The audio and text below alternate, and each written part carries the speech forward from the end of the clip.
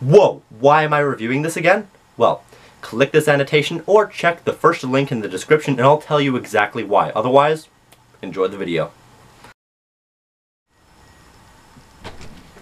Hey, have you seen Disembodied Voice? I need him to make another intro. Oh, sorry, no, I haven't seen him all day. That's odd, where could he be?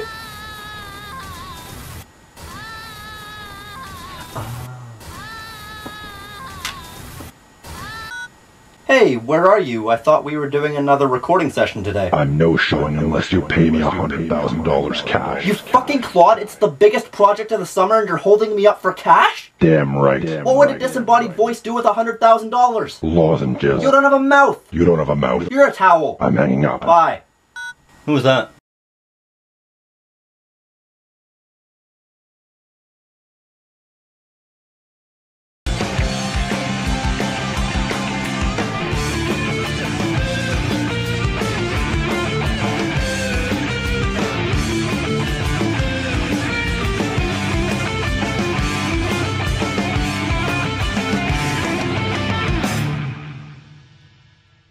After Spyro the Dragon became a critical and commercial powerhouse and immediately staked its claim as the #2 PlayStation exclusive franchise, only being beaten by the big motherfucker himself, Crash Bandicoot, a sequel would be in the works almost instantaneously after release. Details are a little bit more sketchy as to the development of Ripto's Rage, but this is what I could gather. Development began in 1998, and after the insane success of Spyro the Dragon, Sony and Universal Interactive gave Insomniac Games free range to do pretty much whatever they wanted, and it allowed Insomniac Games to, in the words of Ted Price himself, throw away the rules and learn that it's okay to be crazy. And crazy it was. The overall stated goal was to create a fresh new experience with the platform they built in Spyro the Dragon, introducing over 40 new minigames, over 100 new characters, completely reinvented core mechanics, new voices, new collectibles, new everything. Spyro 2 Ripto's Rage was exactly what a good sequel should be, and it showed when it was released on November 2nd, 1999 to overwhelmingly positive critical reception, as well as going on to sell 3.52 million units, a meager sum when compared to the same year's Crash Team Racing with 4.79 million, but that's because Crash Team Racing is the greatest kart racer ever, and if you disagree, you're a godless heathen and should be Ironically, Spyro 2 Ripto's Rage was actually the final of the original trilogy that I played. I played Spyro the Dragon on Christmas Day 2003, then on Boxing Day 2003, I wanted to give Year of the Dragon a shot. Then, within 20 minutes, I decided I hated it, and then I said something along the lines of, I only want to play this one because this one's too weird. I was not a bright kid. Then a few weeks or maybe even months passed, and I played it again and something just clicked. And I instantly fell in love. Fun little story about my childhood, and that was the seed for me thinking that Year of the Dragon was the best Spyro game. Which brings me to my next point. By the fanbase, Ripto's Rage was deemed the holy grail of Spyro. I don't actually know when I first played Ripto's Rage. All I know is, I beat it countless times as a kid. This is my most all-time played PS1 game. Possibly my most all-time played game, period. But, in spite of that, I still don't consider it the best Spyro game. Now, don't get me wrong, it's still a fantastic game, and had it ironed out some of its flaws, I probably would consider it the best the franchise has to offer, but that's neither here nor there. The story's in the manual this time as well, but it's just a reiteration of what happens in the game, so it's not even worth it. Also, the Battle of Avalar? Battle makes it sound grand and epic, like we're about to see some Lord of the Rings level shit, but there's only like 10 main characters in the entire plot. A better term would be the Skirmish of Avalar, the Scuffle of Avalar, the YouTube comment section of Avalar. Oh look, a troll comment!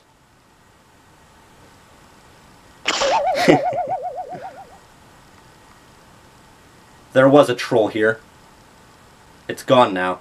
Well, for what it's worth, the story is that the professor, that's his name, creates a super portal with the power to travel anywhere in the world. Hunter inputs dumb coordinates and summons Ripto, but before he can go back to do something, Elora gets Zoe and the fairies to take all of the orbs powering the super portal away. Elora also catches Ripto saying that he hates dragons, and so the plan is clear. They need to summon a dragon. Meanwhile, Spyro, fresh off his defeat of Gnasty Gnorc, having grown tired of constant unending rain in the Dragon Realms, decides to go on vacation in the Dragon Shores. But right as he does so, he's intercepted by the professor, some dialogue, and Ripto shows up and blows up the portal and is like, "Oh my god, I hate dragons!" and then leaves after Gulp swallows his scepter. Elora gives you a guidebook and the adventure begins. It's working! I've got a dragon!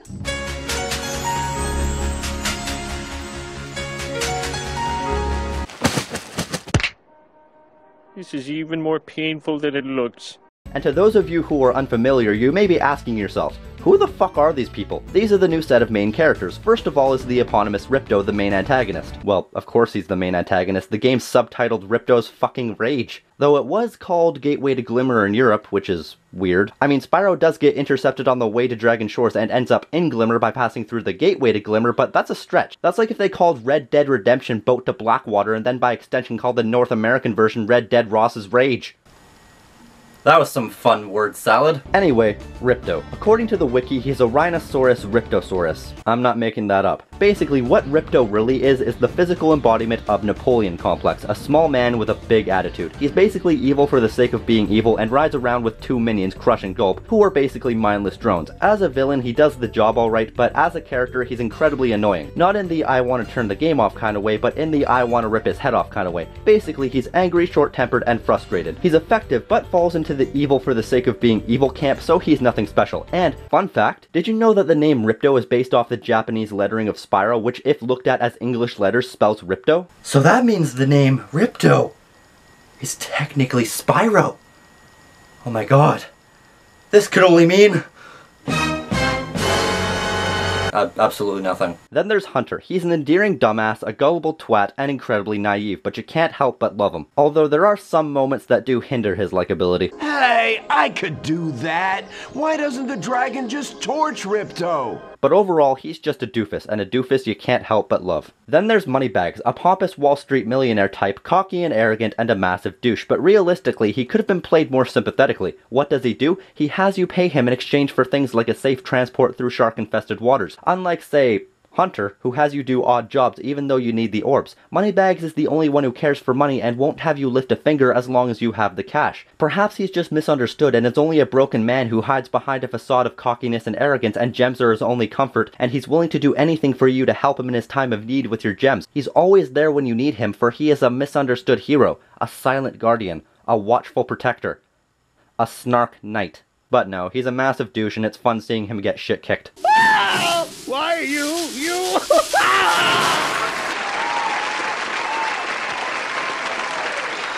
Then you have the professor, who's exactly who he sounds like. Then you have Elora the goat. I'm a fawn, you dork. Who's kinda the love interest, but in the most weak sauce possible way. You could say it's because this is a kid's game, but I think it more has to do with the fact that he's a dragon, she's a fawn. I could think of about 27 ways that wouldn't work logistically. She's essentially the protector of Avalar, smart, a strong leader, pure of heart, and is basically the only normal person of all the new characters. She's actually very likable, and is a 5 on the Dilawati meter. And that brings us to Spyro. This is where he comes into his own in a sense. He didn't have that much personality previously due to a serious lack of story, but with Ripto's Rage being more story focused, he comes across as a reluctant hero, brave, heroic, arrogant, courageous, kind, cocky, and even a bit of a shit talker, and he also has a constant frown on his face. According to the developers, it was to make him look more badass, but the popular theory is that he's pissed off that he's being forced to save Avalar when he just wants to go on vacation. He's a well-written, likable hero, but has a bit of an attitude, but not so much that it's overbearing. He doesn't fall into the generic hero trap, he's well-rounded, and I love it. And they also swapped out Carlos Alazraqui for Tom Kenny.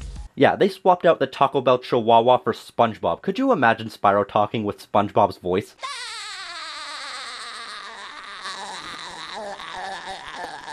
To be fair, Tom Kenny does a really good job and brings a lot of life out of the character. All the voice actors bring life out of their respective characters, but Tom is especially great. As for the story itself, it's pretty standard. Bad guy invades, threatens generic destruction, stop bad guy. But I would say the personalities are diverse enough that it retroactively makes the story more interesting, especially Ripto and Spyro themselves. They have a lot of good back and forth. But Gulp will be more than a match for you. Bring it on, shorty. If you want to test that power crystal, why don't you try it on me? I'll stand still, I promise. Say goodbye, Flame Breath. Gulp, lunchtime. The events play out in a predictable, generic way, but the characters involved make it significantly better, and so I would say the story is pretty good, at least by PS1 standards. You were almost a Jill sandwich. There's also mini-stories within each level, with a beginning cutscene and an ending cutscene, setup and payoff. Sometimes they're used seriously, but most of the time they're used for comedic effect. I think there's something that are sorely missing from later games. They aren't usually deep or interesting, but it provides context while providing a good laugh. But in reality, it's thin justification for going to each world, saving everybody and stealing all all their shit. And on that note, the gameplay is still the same at its base level. The best way I can use to describe it is that it's basically like when a new generation of Pokemon comes out. It's essentially the same game with some added features, more characters, and a whole heap of new stuff to do. The triple-headed gameplay is still the same, the exploration is still as fresh and exciting as ever, and now with so many added features, it's better than ever. The combat is fun and exciting, and even better with the added power-ups, and the platforming is still as good as ever. Square is still charge, X is still jump and glide, circle is still flame, but now, pressing triangle in the air makes you hover instead of immediately dropping, giving you a chance to reach some of those more hard-to-reach areas. As for the added features, you have 3 new core mechanics: swimming, climbing, and head smash. Swimming is great, it's used in almost every level, and what I love about it is that it's not restrictive whatsoever. You can stay underwater for as long as you want, and moving forward is as simple as the press of a button. It's so smooth and free-flowing compared to the swimming controls in a lot of games of this era. It just feels natural. I like it. The climbing is there. It's nothing special, it's used occasionally and is used fairly well, but there's really nothing else to say about it. And then the head smash. If you jump and press triangle, Spyro slams his head into the ground. It's contextual, but is used pretty well. You can smash rocks, containers, enemies, monuments, donuts, former members of Degrassi, cruise missiles, paint, woolly sweaters, Konami, myself, yourself, himself, etc. It only comes into play in the third of 3 worlds, so it doesn't really have that much time to develop, but it's fun for what it is. What I mean by third world is that in every world you buy a new ability from Moneybags which you need to get through each world, but he also appears in several levels and rips you off for things that should be free. But on the opposite side of the same coin, you now have a use for gems other than blanket completion, and that does keep you motivated to keep collecting gems, but also pisses you off just enough that seeing Moneybags get his comeuppance and getting the gems back is a satisfying endgame to work towards, giving the gems a much more compelling reason to be collected. But one thing I don't like so much about the 3 unlockable moves is that it forces you to leave levels incomplete by giving you unreachable areas, and when it comes to collectathons, I don't like to leave business unfinished, and in Ripto's Rage, you're forced to leave levels unfinished and come back later as you need to finish each level's main goal to unlock the world boss, with the exception of Ripto, and seeing that gem counter at an uneven number drives me crazy. Fun fact, this game contains possibly the worst rendition of Romeo and Juliet in history. Romeo, Romeo, wherefore art thou, Romeo? Oh, there's Romeo. You can have this. I don't need it anymore. Well, that hurt my brain. Excuse me.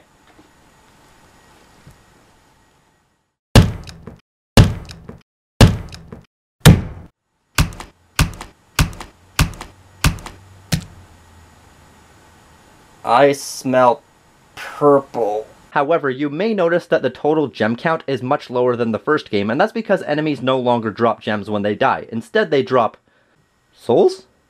Is this game secretly part of the Dark Souls mythos?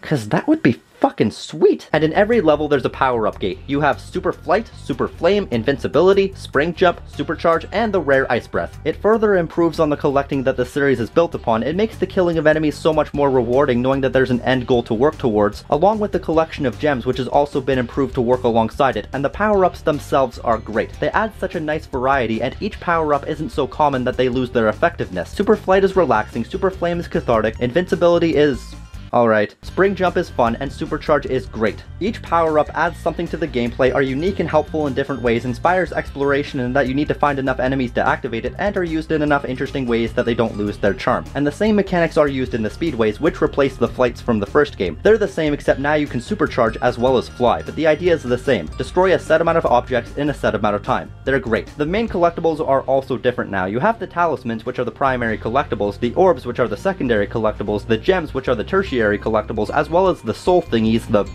4th tier collectibles. Talismans are given at the end of every level in the first 2 worlds, which unlock the bosses. The orbs are given after mini-games, we'll get into those, and the gems, which are all over the place. The act of collecting is fun because the main 2 collectibles are rare, but the gems bridge the gap, meaning you're never not collecting, and so the game keeps a consistently fast, satisfying pace, all thanks to having 3, arguably 4, tiers of collectibles. Take this orb. It could help you go places.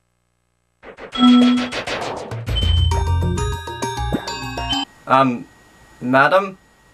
Are you aware that your coconuts aren't attached to your coconuts? As for the bosses, they are significantly improved. You only have 3 boss fights, but they're all very well built. You have actual health bars, attacks to avoid, different methods to cause damage for every boss fight. Who knew that you could actually have well-built climactic boss fights in Spyro? Ripto in particular is a 3-stage boss fight where you need to collect colored orbs to get power-ups, and each form of Ripto is harder than the last, culminating with a battle in the air overlooking a pool of lava. And when you defeat him and knock him into the lava, It's a perfectly built payoff for everything you did to get to that point. Well, until Ripto no-sells the lava, like, motherfucker, you're melting, react a little. And of course we can't talk about Ripto's Rage without talking about the minigames, of which there's a ridiculous amount. You have everything, saving turtles from becoming soup, training a stingray, head-bashing elephants out of stone.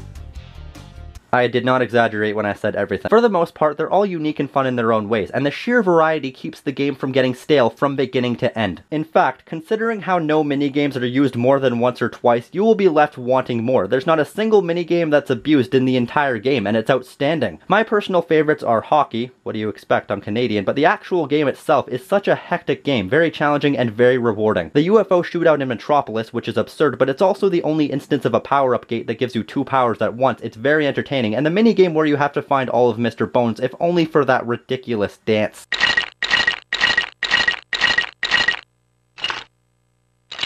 And we're barely scraping the surface. There's a ton of minigames, and almost all of them are good to great. What do I mean by almost? The greatest thing about all of these gameplay additions, not just the minigames but everything, is that none of them hinder the gameplay. They all fit into the game perfectly, and in spite of all of this massive variety, the game once again never changes from its simple controls. It was impressive in the last game, but in Ripto's Rage with all the formula shaking, it's spectacular. And the variety is not just in the gameplay, but the sheer amount of graphical variety is outstanding. There are over 24 different enemies, from camels to robotic cows, to stone golems, to Party Boy Satan, to Inflation Fetish, to Ratchet and Clank. I'm not kidding, Ratchet and Clank were based off this design, to Hothead, and on and on and on. And even more than before, every level is incredibly distinct. No 2 levels are even remotely alike, which is both a good and a bad thing, but we'll get into that later. From futuristic cities, to frozen tundras, to volcanoes, and everything in between. And beautifully is a good descriptor. Every level looks fantastic. In fact, Autumn Plains is easily the most beautiful level in the entire original series. A vast level filled with vegetation, a massive castle, a gorgeous skybox, and a point at the top of the castle where you get a breathtaking view. I can't possibly do this level justice. It's stunning. In fact, had it not been for the Valley of Avalar in Dawn of the Dragon, Autumn Plains would easily be the most beautiful level in the entire series. But every level in Ripto's Rage is beautifully distinct, with a fantastic skybox and unique characters, along with Stuart Copeland's soundtrack, which, just like before, is fantastic. It's a little bit more subdued this time in order to be atmospheric, and boy is it atmospheric. It has a very calming effect in hub worlds. It actually feels like you're walking through nature, or another one that immediately springs to mind would be the genuinely lonely atmosphere in Aquaria Towers. And in every level, the atmosphere is subtly distinct, but does what it needs to do, and once again, it's all thanks to Stuart Copeland's musical talents. Just listen to Colossus.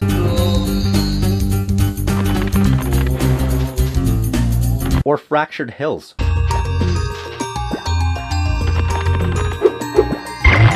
Or Mystic Marsh.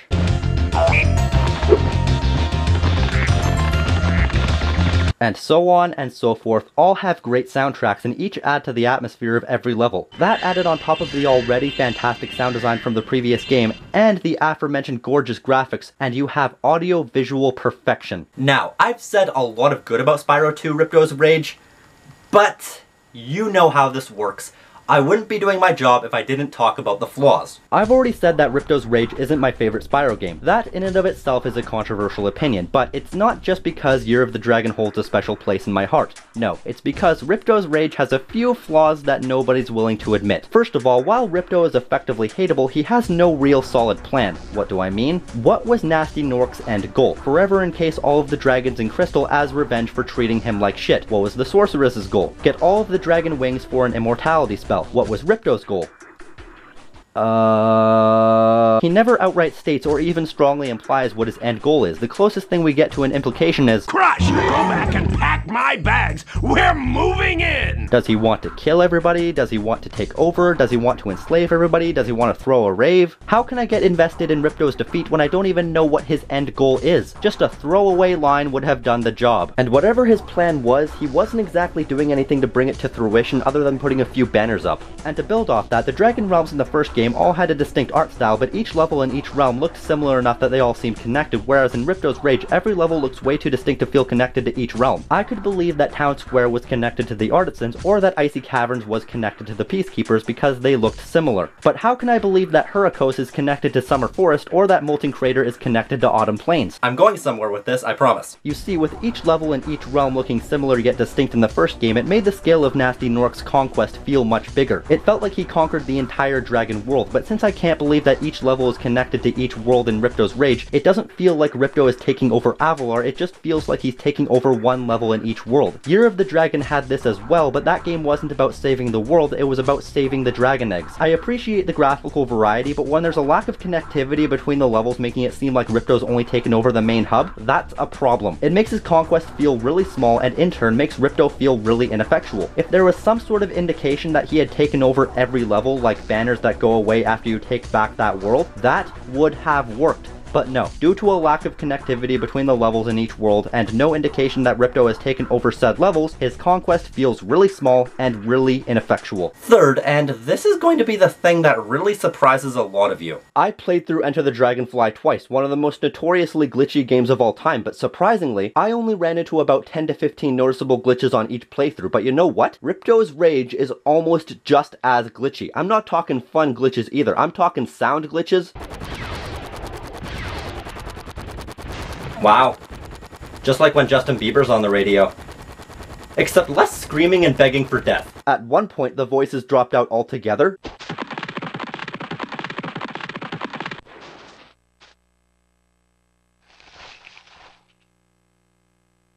Going through the level borders.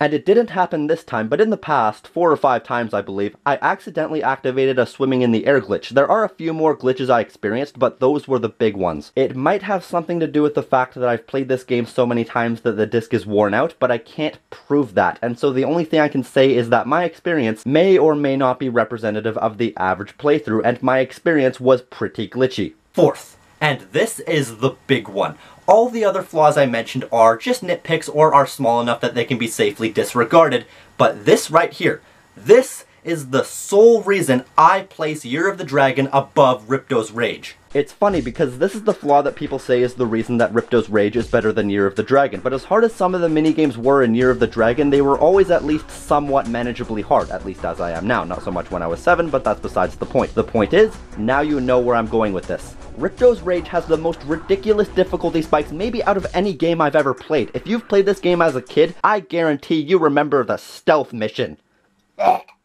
Cowlick herding. Breaking Hunter out of stone, but only because the alchemist walks in the dumbest pattern ever. Oh look, Hunter's just around the corner.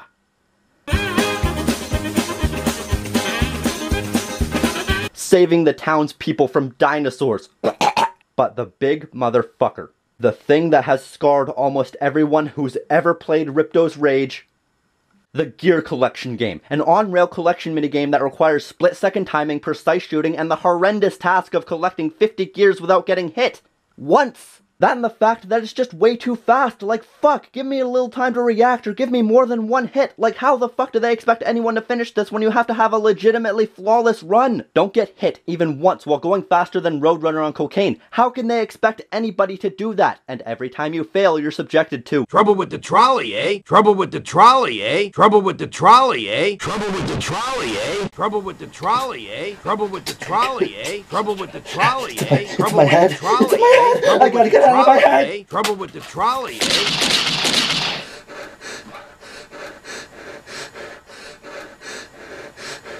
Trouble with your blood flow, eh?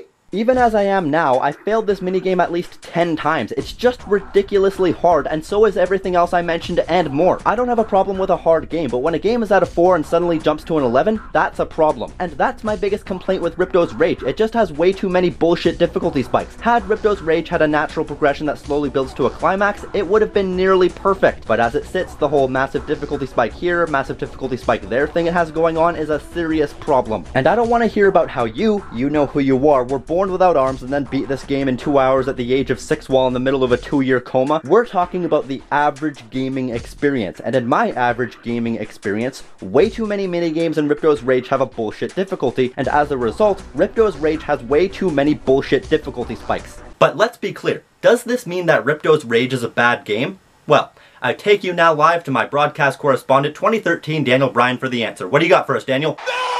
Exactly. Ripto's Rage is still a fantastic game. The graphics, the gameplay, the music, the sound design, the added features, the atmosphere, even the story, I would say, are all great. It's everything that made Spyro the Dragon a classic game, and more. It has a few minor flaws and one major flaw, and had that one major flaw been corrected, Ripto's Rage would have been a nearly perfect game. It's close, but for me, Year of the Dragon just takes it. But that's not me hating on Ripto's Rage. People tend to forget that if you love something, you need to be able to criticize it for it to improve, and I love Ripto's Rage, and I love Year of the Dragon, and I love Spyro the Dragon.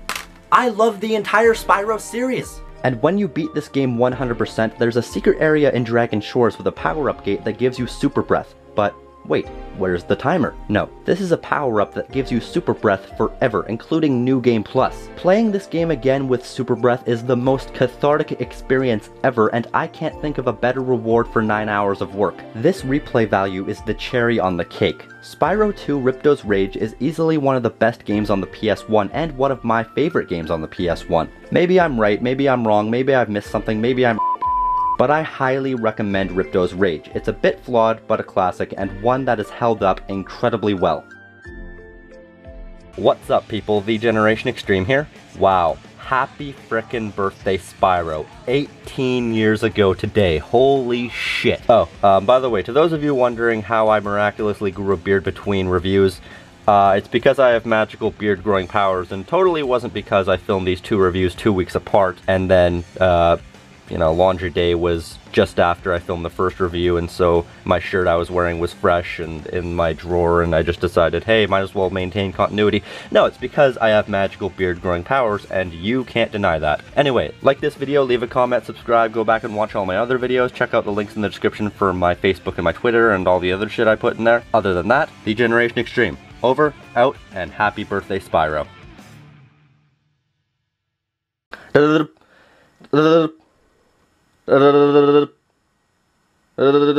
Travel anywhere in the world. Humpert.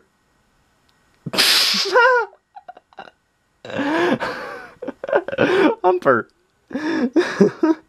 This is not PG. Still not as bad as Florida.